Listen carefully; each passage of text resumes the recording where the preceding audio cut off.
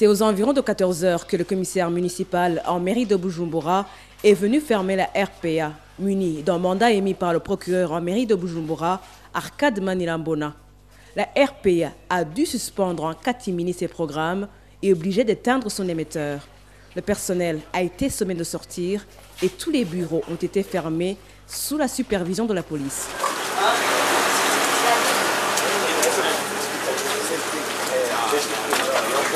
Certains responsables des médias privés et des organisations des professionnels des médias étaient sur place pour constater la fermeture de la RPA. Pour le président de l'UBJ, Alexandre Niyongeko, un projet macabre se cache derrière cette fermeture. C'est l'enterrement de la Constitution, de la loi suprême. C'est très regrettable qu'on en arrive là. Mais il est clair qu'il y a quelque chose qui se prépare. On veut préparer certainement des massacres à huis clos. Et pour les gens qui s'étaient amassés autour de la RPA, cette fermeture cache un autre motif qui n'est pas rassurant. Cela veut dire qu'il y a un projet derrière très important.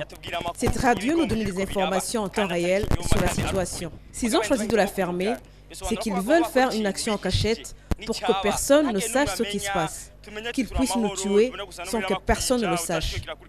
On devrait tous nous lever contre ce projet malveillant.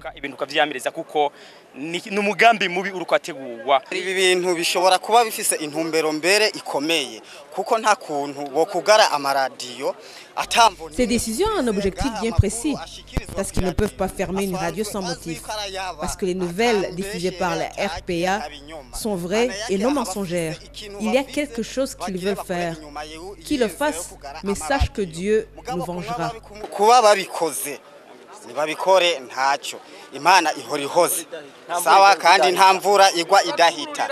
La RPA avait été encerclée par la police et des agents du service national des renseignements.